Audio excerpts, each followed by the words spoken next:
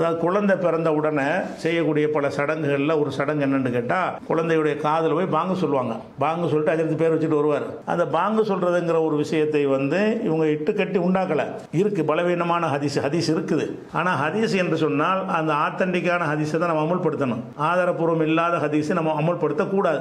இந்த ரசூல் ஸல்லல்லாஹு அலைஹி வஸல்லம் அவர்கள் ஹசனுடைய காதில் ஃபாத்திமா அவங்க பெற்றெடுத்த உடனே போய் பாங்கு சொன்னார்கள் அப்படின்ற ஒரு ஹதீஸு திருமதியில் இருக்கிறது. அந்த ஹதீஸை ஆய்வு செய்கிறது இல்லாத சில அறிஞர்கள் என்ன செய்வாங்க, ஹதீஸில் இருக்குதானே செய்யுது, இட்டுக்கட்டி உண்டாக்கலாத ஹதீஸில் உள்ளது தான் செய்கிறாங்க. ஆனால் ஹதீஸில் பொறுத்த வரைக்கும் ரசூலுல்லாஹ் சொன்னதாக ஒருவர் சொல்வார் என்று சொன்னால் அவர் நம்பிக்கையானவளாக இருக்கணும். அவர் இன்னொருத்தருக்கு சொல்வாரேயானால் அவர் நம்பிக்கையானவளாக இருக்கணும். அவர் அடுத்தவருக்கு சொல்வாரேயானால் அவரும் சரியான ஆளாக இருக்கணும். அவர் ஒரு நூலாசிரியருக்கு சொல்லி அது பதிவு பண்ணியிருப்பாரேயானால் அந்த நூலாசிரியர் வரைக்கும் என்ன செய்யணும், எல்லாருமே நல்ல ஆட்களாக இருக்கணும்.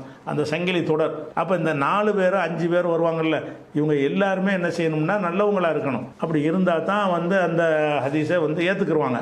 இந்த ஹதீஸை பொறுத்த வரைக்கும் அபூ ராஃபி என்பவர் தான் இதை அறிவிக்கிறார். அபூ ராஃபி சொன்னதாக அவருடைய மகன் உபைதுல்லாங்கிறவர் சொல்கிறார். அவர் நல்ல ஆள் பேர் தான் போட்டிருக்கு. அவர் சொன்னதாக அறிவிக்கிறார் யாருன்னு கேட்டால் ஆசிம் பின் உபைதுல்லாங்கிறவர் சொல்கிறார். இந்த ஆசிம் பின் உபைதுல்லா என்பவர் எல்லா ஹதீஸ்கள் அறிஞ்சவரை இவர் பலவீனமான ஆள், ஆத்தண்டிக்கான ஆள் கிடையாது.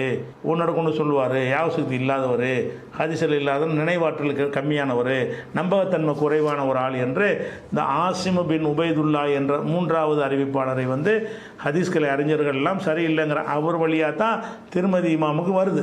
அப்போ இந்த ஆள் சரியில்லைங்கும் போது மற்ற ஆட்களுடைய செய்தி மாதிரி ரசூலுல்லாஹ்வுடைய செய்தி நம்ம எடுத்துக்கொள்ள முடியாது. ஏன் முடியாதுன்னா, அல்லாஹ் குர்ஆன் நமக்கு சொல்கிறான், திட்டவட்டமான அறிவு இல்லாட்டா பின்பற்றாத. ரசூலுல்லாஹ் சொன்னாங்கன்ட்டு கன்ஃபார்மாக இருக்கணும். அதனால ஹதீஸ்கள் என்ன செய்ய மாட்டாங்க, பலவீனமான அறிவிப்பு வந்து ஏற்றுக்கிற மாட்டாங்க. அதனால் காதில் பாங்கு சொல்கிறது என்பது அது ஒரு நடைமுறை இல்லை.